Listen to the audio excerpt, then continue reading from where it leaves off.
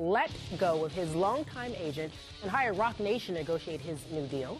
It's been reported that the Cowboys have offered him several, quote, really nice contracts, but Bryant doesn't think any of them are nice enough to sign. Let's listen. I think the Cowboys and everybody know,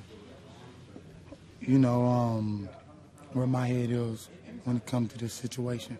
I've been here for 5 years, and it's not about the money. It's not about none of that, but I just feel like, a little respect should, play a factor in that, I am a very loyal person, but, just don't test my loyalty. Could you see yourself going somewhere else? I really can't. I honestly can't. And I don't think that would be my decision. All right, since the start of the 2012 season, Dez Bryant ranks first in the NFL in touchdown catches, clearly valuable to that franchise. So, Skip, could you see Dez Bryant leaving Dallas? Carrie and Stephen A., if you had asked me this question before Dez Bryant fired his agent Eugene Parker and hired Roc Nation, I would have laughed at this question. I would have said, stop it, slow down, it's going to be all right. Jerry Jones will take care of Dez. It will all work out in the end. Now I am not so sure. To me, Roc Nation has become the big X factor in what could become a protracted and contentious negotiation for all I know. Now, again, reportedly, Tom Condon will negotiate for Roc Nation, and he has dealt with Jerry Jones before. That is correct. He did Brandon Carr, he did Jason Witten, he did Doug Free, so that's good. But again, Stephen A., the X factor to me, maybe you can let me finish, and then you enlighten me. Will Jay-Z be involved? Will any of the other major domos from Roc Nation be involved in the negotiation? Will they encourage Dez to push harder and to hold out longer? I have no idea. Eugene Parker got along very well with Jerry Jones, and I don't think it was a bad thing for Eugene's clients. I think it was a good thing. I think Jerry took care of Eugene's clients because Jerry really enjoyed doing business with the pros pro that is Eugene Parker. So now let's look at the bigger picture here. All of a sudden we're hearing new comments from Dez. He says, and I'm paraphrasing slightly, but he said, it used to feel like a family around here. Now it feels like a business. Well, welcome to the real world, Dez, and welcome to Roc Nation. Jerry reportedly encouraged you to stick with Eugene and not go to Roc Nation. Jerry is a proud older man. Dez is a very proud young man. So egos are about to collide. Obviously, Dez wants Megatron money, and he well might deserve Megatron money. But all of a sudden, Jerry has to step back now, and he has to reconsider his emotions here. He's been quoted recently as saying he's like a proud daddy as he watches Dez growth on and off the football field.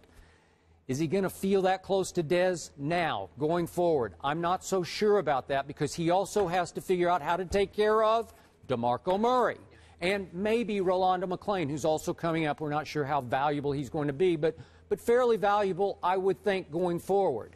Now, let me throw one last wrench into the equation. We didn't get to discuss this the other day, but Ian Rappaport of NFL Network did report on Sunday, this is his report, that the Cowboys do not trust Dez going forward off the field, that they still worry that all of his minor incidents could suddenly come together into one major incident. And Ian Rappaport reported that he went to the DeSoto police, it's his local police department where Dez, in the neighborhood Dez lives in, and found that they had been called 6 times for various minor incidents to Dez's home. Nothing major, obviously no convictions here, but again, that's another X factor in the equation going forward that I'm just throwing this out, Stephen A. Might have been smoothed over a little more easily if Eugene Parker had been the point man as opposed to Roc Nation and Tom Condon. So I think it's a brave new world. I want to see Jerry get the deal done. He's known to get big deals done as well as any owner in football. I'm not so sure anymore. Several points you made I'd like to address. Sure. Number one, we need to be careful about what we're saying here as it pertains to alluding to things that Dez Bryant may have found himself in. Number one, if he found himself in those precarious kind of situations that has them concerned about his stuff off the field, then why would Eugene Parker matter? You either want the guy or you don't. It shouldn't be contingent on your relationship with an agent. That's number one. Number two, obviously, Eugene Parker, let's make sure, and I know you were not doing this, but let's make sure we remind the world that this man, who happens to be African American, is one of the best agents in the business. Incredibly high respected, and the fact that Des Bryant let him go should not impugn his reputation as an elite agent in any way. He is one of the best. He's one of the best. Number three, however, Des Bryant still has the right to make the decision that he made. And when you are negotiating for dollars, it's not about making the owner comfortable. It's about getting what you believe you have earned and what the market says you have earned. Does Des Bryant deserve Megatron money based on his skill set? No, he does not. Does he deserve it based on durability and reliability? Yes, he does. Because whereas Megatron, there are some questions about his knees, some question about his legs, some question about his durability, and how you may very well need him to restructure his deal so you can re-sign Ndamukong Suh in Detroit, who, by the way, my sources tell me doesn't want to leave. He just expects to be taken care of, and he'll need help from Megatron and possibly Matt Stafford restructuring their deals in order for them to pull that off. In the case of Des Bryant, his thing is, here I am. Yeah, Jerry Jones is willing to put his arms around him, willing to tell him how much he loves him and how much he supports him and whatever the case may be. But did it ever occur to anybody that you're willing to do that so you can justify lowballing him, so you can build a maelstrom of support to find yourself in a situation where if negotiations get a bit tight in the court of public relations and public opinion, you're able to lean on that to say, look what I did for this poor kid. He was a troubled soul, and I embraced him, and I took care of him. That is a bunch of nonsense. Des Bryant can ball, and Jerry Jones is supposed to take care of him regardless of who his agent is, because he can ball and because you need him in order for the Dallas Cowboys to elevate themselves above the realms of mediocrity. It is that simple. And that is where Jay-Z, Juan Perez, and Rock Nation Sports comes into the equation. Because what I'm breaking down to you is exactly how they're thinking. They're saying to you and to the rest of the world, don't come to us with all of this stuff as if you care about our well-being and you love us so much and you're looking out for us or whatever the case may be. This is about business. And this is why players gravitate or are seeming to gravitate towards Rock Nation. That doesn't take anything away from Henry Thomas, the CAA, from Bill Duffy, who's exceptional, from the Goodwin brothers, you know, and what they do. I mean, please, these brothers are big time. They know what they're talking about.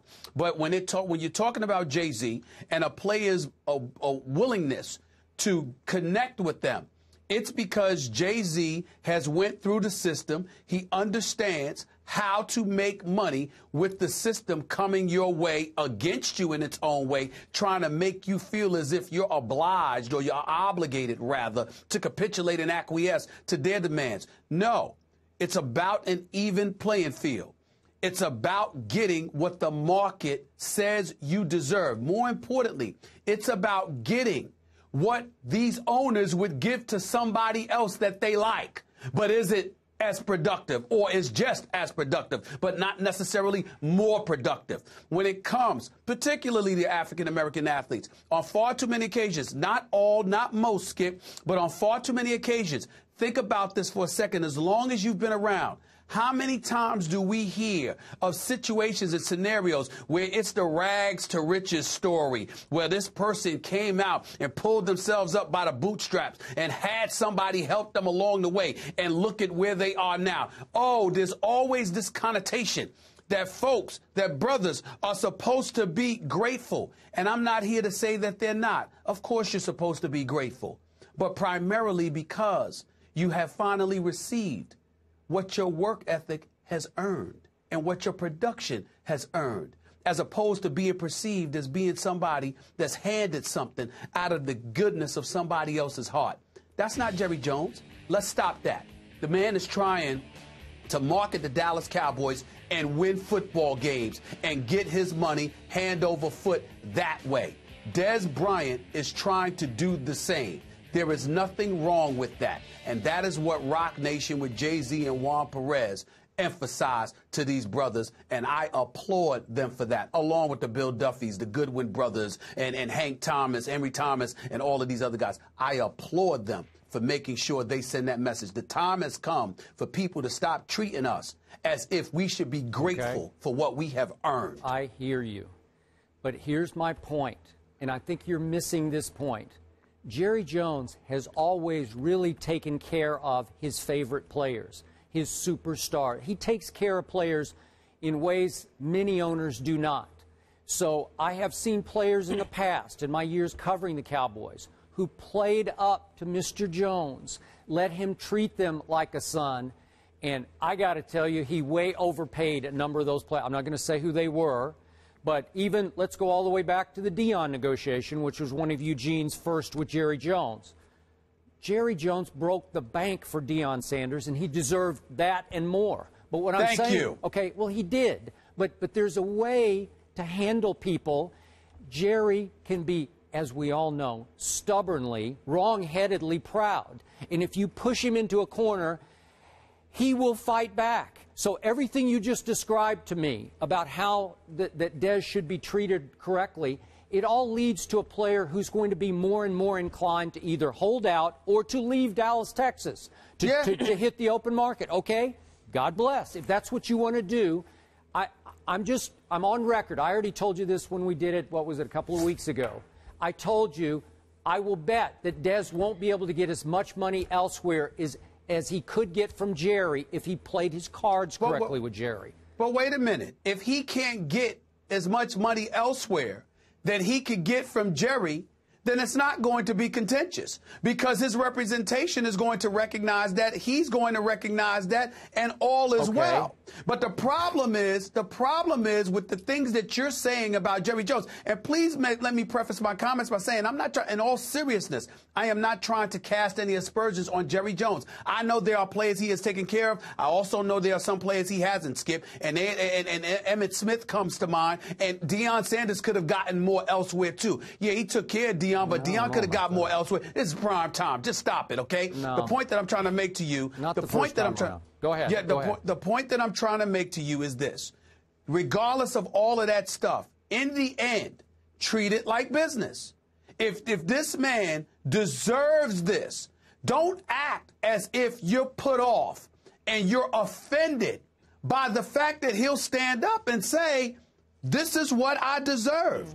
This is what I have earned. Treat it like you would do anybody else in the world of business. With you. That's all I ask. Okay, understand. I'm with you in spirit here. I want to see these players get way more than they get, all of them. I'm always pro-player. I'm just trying to help Dez see the psychology here. If you alienate this owner, if your representatives alienate Jerry Jones, you might just burn that bridge. You might wind up somewhere else where you might not be as happy because it's pretty cool being a Dallas Cowboy if you're Des Bryant from the state of Texas. It's pretty cool. You think it's pretty cool. But if you are a guy that's watching Jerry Jones make money hand over foot, but he's not inclined, but he's not inclined to share it with you to your liking, and somebody else is, then that's it. I mean, you're sitting here and talking like, think about what you're saying. Think about the magnitude of what you're saying. Well, I'm telling you, listen to how you're coming across. I understand you're talking about how supportive you are to athletes making their money, but you're also saying psychologically, I'm trying to give him some insight here because he might rub Jerry Jones the wrong way. So what? So what? So what? If Jerry Jones is not willing to take care of him, so what? Okay, so one day Des wakes up in, I don't know, in Tampa, Florida, and he says, you know, I really had it good in Dallas. That was really great being a Dallas Cowboy. Well, you're assuming the Dallas Cowboys are going to be better than Tampa. And how dare you assume that? The Cowboys are going to win the NFC East this year, which will be a springboard next year. They just might win it all next year. And then they might turn around and go another 17 years with one playoff victory. What you going to say then? So Des Bryant cuts off negotiations earlier before the regular season started, saying he wanted to focus solely on football. And now it's about how much money he will get. Sass got really riled up on that.